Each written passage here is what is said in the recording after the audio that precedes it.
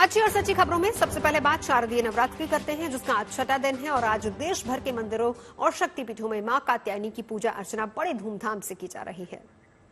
वहीं कल सप्तमी के मौके पर मां कालरात्रि की आराधना की जाएगी। अपने महाविनाशक गुणों से शत्रुओं और दुष्टों का संहार करने के कारण ही देवी दुर्गा के इस स्वरूप का नाम कालरात्रि पड़ा है। ऐसी मान्यता है कि मां के इस रूप की पूजा आराधना करने से भय और रोग का नाश होता है, साथ ही भूत प्रेत और अकाल मृत्यु समेत सभी प्रकार की परेशानियों से मुक्ति मिलती है। ऐसे में किस तरीके से करें मां के इस स्वरूप की उपासना, देखिए इस रिपोर्ट में।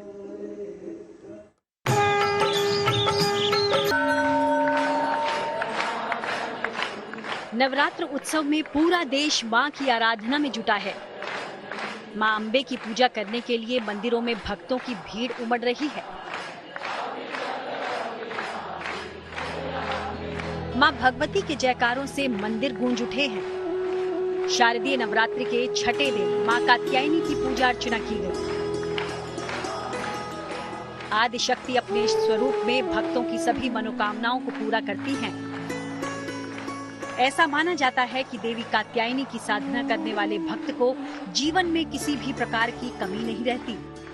मां कात्यायनी की महिमा ही अपरंपार है।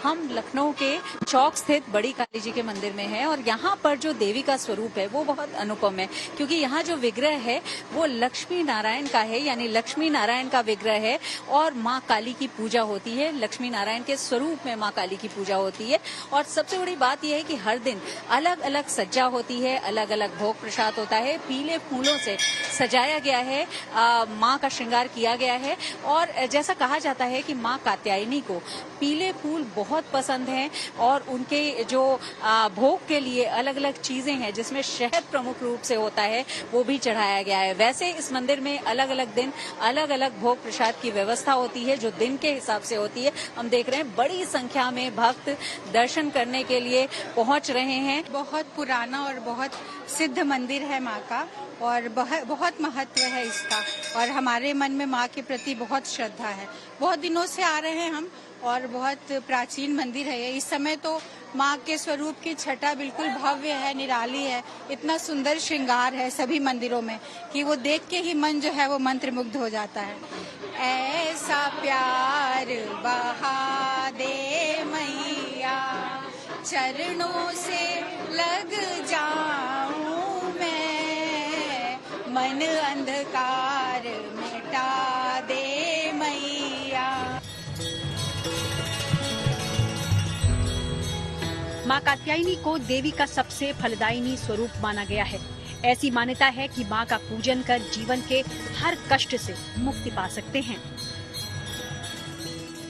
मौजूद हूँ दिल्ली के प्रसिद्ध कालका मंदिर में। यहाँ सुबह से ही भक्तों का सैलाब लगा हुआ है मंदिर में, क्योंकि श्रद्धा के ये वो दिन है, 9 दिन, जिस दिन सभी श्रद्धालुओं की चाहत होती है कि वो माँ के दर्शन करें, माँ के दीदार करें और अपनी मनोकामनाएं माँ को बताएं, क्योंकि कहते हैं माँ सबका बेड़ा पार करती है। दिन रात श्रद्धालु आते रहते हैं मंदिर में। 2 बार श्रृंगार होता है माता का और इसके साथ ही माता को भोग भी लगाया जाता है और ये श्रद्धालुओं का आना जाना नवरात्रि के 9 दिनों तक मंदिर में यूं ही बना रहता है, क्योंकि इस मंदिर का इतिहास भी पुराना है और इसके साथ ये मान्यता भी है कि आप मंदिर में सच्चे मन से एक जोत जलाकर जो भी मांगेंगे वो पूरा होता है।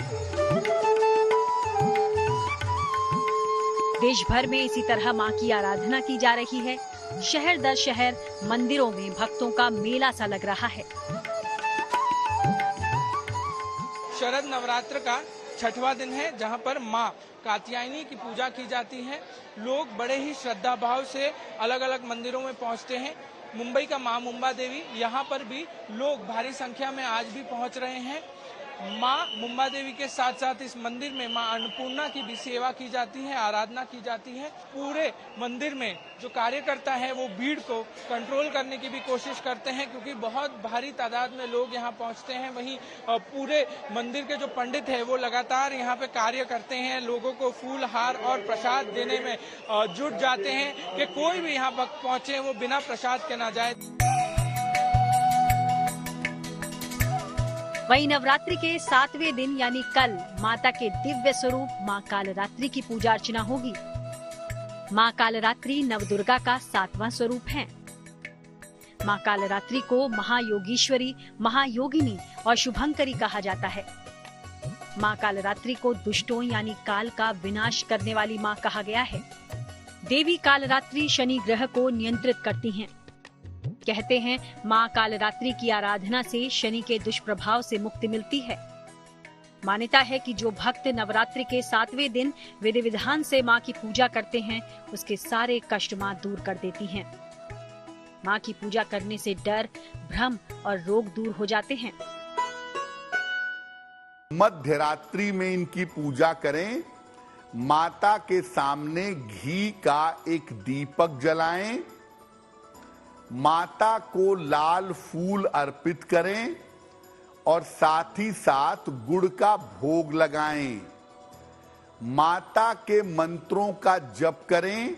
ऐं ह्रीं क्लीं चामुंडाय विच्चे निवारण मंत्र का या दुर्गा सप्तशती का पाठ करें और खास तौर से दुर्गा सप्तशती के पहले अध्याय का पाठ करना सबसे ज्यादा उत्तम होगा। इसके बाद जो आपने गुड़ का भोग लगाया है, उस गुड़ का आधा भाग परिवार में बांटें और बाकी आधा गुड़ किसी ब्राह्मण को दान कर दें। नवरात्र शक्ति उपासना का महापर्व है। इस महापर्व में भक्त पूरी भक्ति भाव से माँ की आराधना करते हैं। दिव्य स्वरूप की पूजा अर्चना की जाती है। इन 9 दिनों तक देश में पूर्व से पश्चिम तक भक्त पूरे श्रद्धा भाव के साथ माँ का पूजा पाठ करते हैं। दिल्ली से नीतू झा, मुंबई से पारस दामा और लखनऊ से शिल्पी सेन के साथ bureau report, good news today. और नवरात्रि के इस पर्व में आस्था और भक्ति के अनेकों रंग देखने को मिल रहे हैं और इन्हीं में से कुछ अनोखे और बेहद खूबसूरत रंग जो हम आपके लिए लेकर आए देश भर में सजने वाले दुर्गा पूजा पंडाल से। आज हम आपको कोलकाता और प्रयागराज के कुछ ऐसे ही दुर्गा पूजा पंडाल की तस्वीरें दिखाते हैं। पहली तस्वीर कोलकाता के उस दुर्गा पूजा पंडाल की जिसे राजस्थानी कला और संस्कृति की थीम पर सजाया गया है। इस पंडाल की खूबसूरती को बढ़ाने के लिए इसमें कठपुतलियों को बेहद करीने से सजाया गया है। दूसरी तस्वीर साउथ कोलकाता के पूजा पंडाल की है जिसे बगैर किसी थीम के सिर्फ और सिर्फ रंग बिरंगी लाइटों से सजाया गया है। इस दुर्गा पंडाल की खूबसूरती यहां आने वाले लोगों का एक नजर में ही मन मोह लेती है। जबकि कोलकाता में एक ऐसा भी दुर्गा पंडाल बना है जिसे पुरानी कुर्सियों से तैयार किया गया है। लोहे और प्लास्टिक से बनी ये वही कुर्सियां हैं जो कभी हर तरह के आयोजनों में इस्तेमाल की जाती थी, मगर वक्त बदला और ये कुर्सियां अब चलन से बाहर हो गई। इस पंडाल के जरिए आयोजकों ने लोगों की पुरानी यादों को भी सहेजने की कोशिश की है। इसके अलावा चौथी तस्वीर संगम नगरी प्रयागराज की है जहां दुर्गा पूजा पंडालों को देश के प्रसिद्ध मंदिरों की थीम पर बनाया गया है। इसमें पूरब से लेकर पश्चिम तक, उत्तर से लेकर दक्षिण तक मंदिरों को दिखाने की कोशिश की गई है। साथ ही साथ चंद्रयान मिशन की सफलता को भी पूजा पंडाल के रूप में दिखाया गया है। कोलकाता के इस पर्टिकुलर पंडाल में जब आप आओगे तो एक राजस्थान वाला फील आएगा। कैसे? जब आप इसके इर्द गिर्द देखोगे तो आपको राजस्थान की उन फोर्ट और उन किलों के बारे में याद आ जाएगा। उसी हिसाब से इस पंडाल को बनाया गया है और इस पंडाल की खासियत ये है कि यहाँ पे राजस्थान की जो कल्चर है उसको सामने दिखाने की कोशिश की गई है। कठपुतलियों का डांस, कठपुतलियों का नाच जो है, जो हम जानते हैं कि राजस्थान में और मध्य प्रदेश के कई जगहों पे बहुत ही प्रचलित है, उसी को यहाँ पे लोगों को दिखाने की कोशिश की जा रही है। और इस पूरे पंडाल के अंदर इर्द गिर्द जब आप देखोगे जैसे किसी किले के अंदर इंफ्रास्ट्रक्चर होता है या फिर चीजें होती है, दीप जैसे जलते हैं, वो एक फील देने की कोशिश की गई है। एक ऐसे वक्त पे जब पूरे शहर में, कोलकाता में और कोलकाता सहित पूरे राज्य में थीम पूजाओं की बहुत ज़्यादा अहमियत है, बहुत ज़्यादा पॉपुलैरिटी देखी गई है। यहाँ पे कोलकाता के, साउथ कोलकाता के त्रिधारा जो बहुत पॉपुलर एक दुर्गा पूजा है, वहाँ पे इस बार थीम ही ये है कि इनका कोई थीम नहीं है बल्कि कलर्स और लाइट्स ही इस बार इनका थीम है। इनका दावा है कि यहाँ पे जब लोग आएंगे वो लोग सिर्फ माँ को देखने आएंगे और कलर्स को महसूस करने आएंगे और लाइट्स को देखने के लिए आएंगे। इस बार यहाँ पर कोई ऐसा थीम नहीं है, बल्कि लाइट्स और कलर्स, रंग और लाइट्स का एक मिश्रण सामने लाया जा रहा है ताकि लोगों की जिंदगी में ये लाइट्स जो है, कलर्स जो है, रंग जो है वो भरपूर रहे। शहरों का आस्था और भक्ति के इन रंगों को दिखाने के बाद अब बात हम देश को मिली पहली रैपिड रेल की कर लेते हैं। दिल्ली एनसीआर और पश्चिमी यूपी के लोगों को आज रैपिड रेल की सौगात मिली है। प्रधानमंत्री नरेंद्र मोदी ने पहली रैपिड रेल नमो भारत को हरी झंडी दिखाकर रवाना किया। 21 अक्टूबर से रैपिड ट्रेन सेवा आम लोगों के लिए भी शुरू हो जाएगी। इस रेल से रोजाना सफर करने वाले लोगों को फायदा होने वाला है। बताया जा रहा है कि ये रैपिड ट्रेन साहिबाबाद से लेकर दुहाई डिपो तक पहुंचने में करीब 12 मिनट का वक्त लेगी।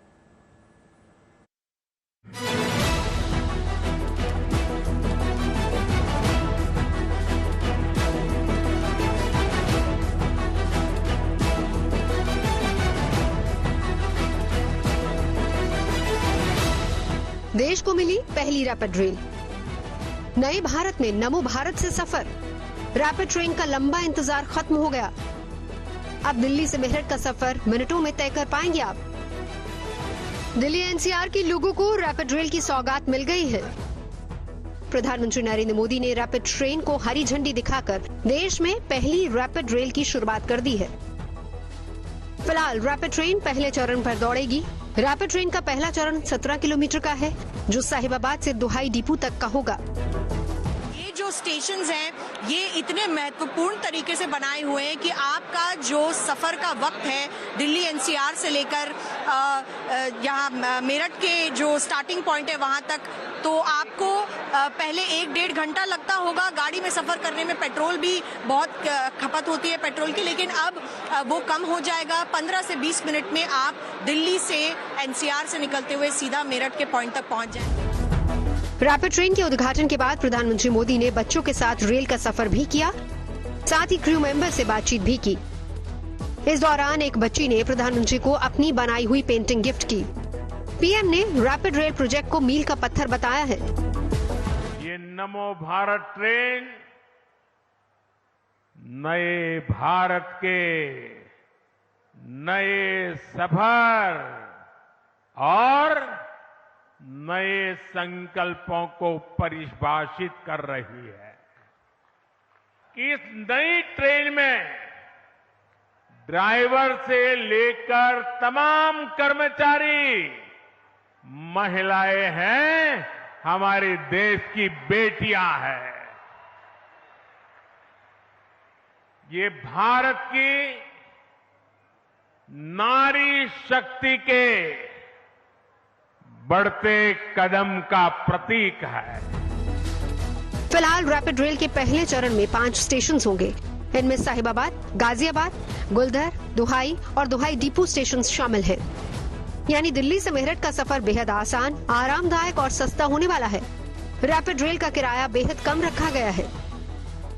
ट्रेन में एक स्टेशन से दूसरे स्टेशन तक जाने का सबसे कम किराया 20 रुपए रखा गया है, जबकि प्रीमियम क्लास में एक स्टेशन से दूसरे स्टेशन तक का सफर आप 40 रुपए में कर पाएंगे और साहिबाबाद से दुहाई डिपो के बीच का किराया 50 रुपए होगा। वहीं अगर आप साहिबाबाद से गाजियाबाद जा रहे हैं तो उसका किराया 30 रुपए होगा। इसके अलावा साहिबाबाद से गुलदार के लिए 30 रुपए का किराया देना होगा। पश्चिमी उत्तर प्रदेश के लोगों के लिए ही नहीं, लेकिन उत्तराखंड से सटे हुए इलाकों के लिए भी, चाहे वो मुजफ्फरनगर से आगे सहारनपुर हो, वहां के इलाके हो, उनके लिए भी ये बहुत बड़ी सौगात है जो दिल्ली के बीच और बाकी पश्चिमी उत्तर प्रदेश इलाकों के बीच सफर करते हैं। रैपिड रेल को इसकी रफ्तार खास बनाती है। कंपनी का कहना है कि इन ट्रेनों को 180 किलोमीटर प्रति घंटे की रफ्तार से चलाने के लिए डिजाइन किया गया है।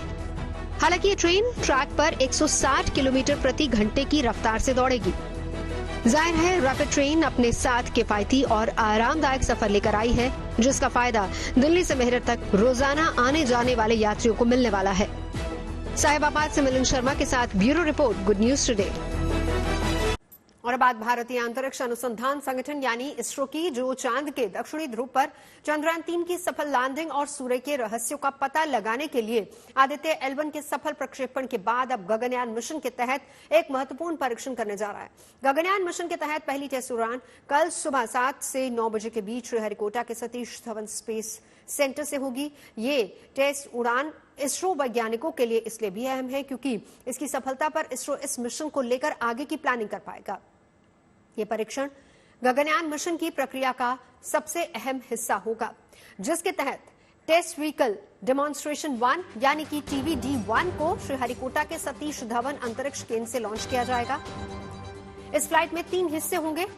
ऑर्बिट मिशन के लिए बनाया single stage liquid rocket, crew module यानी CM और क्रू एस्केप सिस्टम यानी CES। इस परीक्षण में बिना किसी अंतरिक्ष यात्री के क्रू मॉड्यूल को अंतरिक्ष में भेजा जाएगा। इसके बाद क्रू मॉड्यूल और क्रू एस्केप सिस्टम 596 किलोमीटर प्रति घंटे की रफ्तार से 17 किलोमीटर ऊपर जाना शुरू करेगा। तभी वहां पर दोनों हिस्से एक दूसरे से अलग हो जाएंगे, जिसके बाद 16.7 किलोमीटर की ऊंचाई पर आते ही इसके छोटे पैराशूट खुल जाएंगे और जब कैप्सूल 2.5 किलोमीटर से कम ऊंचाई पर होगा तब इसके मेन पैराशूट्स खुलेंगे, जिसकी मदद से इस क्रू मॉड्यूल को श्रीहरिकोटा से 10 किलोमीटर दूर समुद्र में लैंड कराया जाएगा। ऑर्बिट मिशन पूरा करने के बाद इस क्रू मॉड्यूल को बंगाल की खाड़ी से भारतीय नौसेना की टीम रिकवर करेगी। हालांकि बताया जा रहा है कि इस टेस्ट के दौरान क्रू मॉड्यूल के अंदर का वातावरण अभी वैसा नहीं होगा जैसा मैन मिशन के दौरान होगा। इसरो के मुताबिक ये परीक्षण गगनयान मिशन की सफलता के लिए बहुत जरूरी है, क्योंकि ये परीक्षण ये देखने के लिए किया जा रहा है कि अगर मिशन की शुरुआत में कोई समस्या आती है तो क्रू मॉड्यूल यानी कि अंतरिक्ष यान का वो हिस्सा जिससे अंतरिक्ष यात्री होते हैं वो कैसे सुरक्षित रूप से धरती पर वापस आ सकता है। इस प्रक्रिया के तहत कुल 4 टेस्ट फ्लाइट्स भेजी जानी है, यानी TVD-1 के बाद D2, D3 और D4 को भेजा जाएगा। आपको ये भी बता दें कि प्रधानमंत्री नरेंद्र मोदी ने साल 2018 में आजादी दिवस के भाषण में इस गगनयान मिशन की घोषणा की थी और इस मिशन को साल 2022 तक पूरा करने का लक्ष्य रखा गया था, लेकिन कोरोना महामारी के कारण इसमें देरी हुई। लेकिन जैसे ही महामारी का संकट टला वैसे ही मिशन में तेजी लाई गई और अब इस मिशन के 2024 के अंत में या फिर 25 की शुरुआत में पूरा होने की उम्मीद जताई जा रही है। Back to sea, then we'll go there and collect it and see how the whole of the system performs. So this test is for that. अभी मीटिंग हुई सर आपकी पीएमओ के साथ, तो क्या आने वाले समय में भी कौन-कौन से मिशन होने वाले हैं? No, ये उसके बारे में पीएमओ ने बताया है आपको क्या ऑनरेबल पीएम का क्या प्लान है। तो उन्होंने बताया कि हम 2040 में और भारतीय वासी को मून पर लॉन्च करना है, उसको उनका पहला लॉन्च करना है, ह्यूमन स्पेस फ्लाइट होना है मून पर। ओके, उसने एक स्पेस स्टेशन के बारे में बताया, भारतीय अंतरिक्ष स्टेशन के बारे में भी बताया। हमारे जो चंद्रयान प्रोग्राम है उसका कंटिन्यू करना है, गगनयान प्रोग्राम कंटिन्यू करना है। सो इसलिए हमको नया रॉकेट भी बनाना है। इस सभी के बारे में हम आज उनके प्रेजेंटेशन किया। हम बहुत खुशी की बात है कि उसने ये सभी को एंडोर्स किया है। खबरें सच्ची होनी चाहिए, अच्छी खुद ब खुद लगती हैं। Navjot Randhawa signing off. आप सुनते रहिए, देखते रहिए।